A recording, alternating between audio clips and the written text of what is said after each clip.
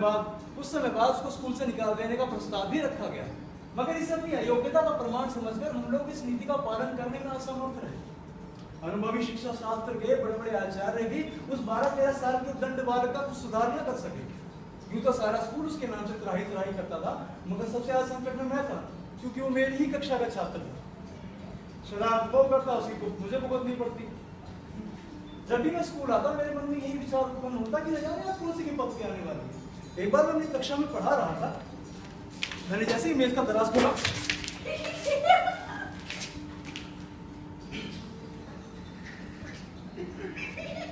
उसमें बड़ा सा मेढक निकल पड़ा।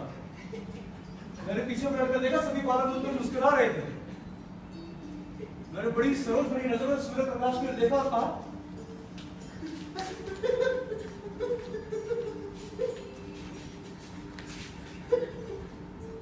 और सारा घंटा सिर्फ उपदेश में ही निकल गया और वो पट्टा सिर्फ नीचे झुकाए मुस्कुरा रहा था। फिर मैंने उसे गुस्से में कहा, तुम ताम इस कक्षा से पास नहीं हो सकते। मास्टर जी, आप मेरे पास होने की चिंता ना करें, मैं हमेशा से पास हुआ हूँ और आगे भी होता रहूंगा। असंभव। मास्टर जी, असंभव संभव हो जाएगा। चलो चलो चलो।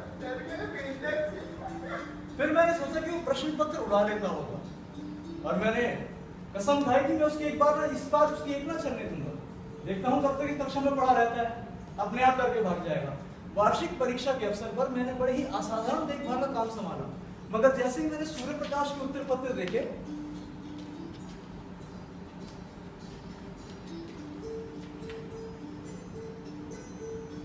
तो जैसे मेरे विस्मय की सीमा न रही। मेरे 2 पर्चे थे, दोनों ही में सूर्य प्रकाश के नंबर कक्षा में सबसे अधिक थे, बल्कि मुझे अच्छी तरह पता था कि मेरे किसी एक भी पर्चे का एक भी प्रश्न को ठीक से हल नहीं कर सकता था। मगर उसके उत्तर पत्रों का मैं क्या करता, लिपि में इतना भेद भी न था कि जरा संदेह उत्पन्न किया जा सके। मैंने प्रिंसिपल साहब से कहा, सर क्या आपने सूर्य प्रकाश के उत्तर पत्र देखे? सूर्य प्रकाश ने इतने अच्छे पर्चे लिखे, ये कैसे हो जाए? मैं भी बहुत हैरान हूँ, मगर करें तो क्या करें?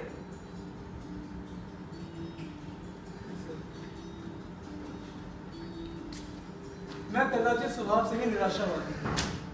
जहां मैं अन्य अध्यापकों को सूर्य प्रकाश के विषय में जरा भी चिंतित न पाता था, मानो सूर्य प्रकाश जैसे लड़के का आना स्कूल में उनके लिए कोई नई बात न थी, मगर मेरे लिए एक विकट रहस्य था।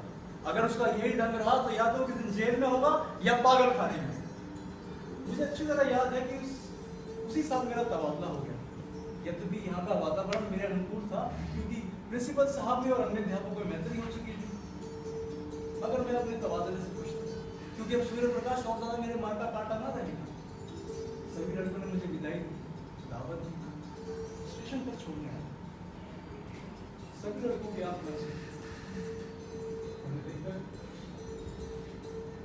कहीं ना कहीं मेरी आंखें भी बन गई।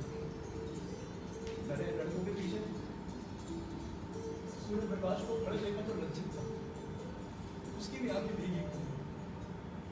शायद वो मुझसे कुछ कहना चाहता था। मेरा भी मन बार बार कर रहा था कि मैं उससे जाके बात करूं, मगर मैं उसने पहल की और मैं उसके पास गया। हालांकि इस बात का खेद मुझे कुछ समय तक रहा। उसकी झिझक क्षमा योग्य थी, मगर मेरा अवरोध भी अक्षम्य था। संभव था कि उस करुणा और गली की दिशा में मेरी 2 साल कुछ निष्कपट बातें उस पर असर कर जाती, मगर ऐसे ही कुछ खोए हुए अवसरों का नाम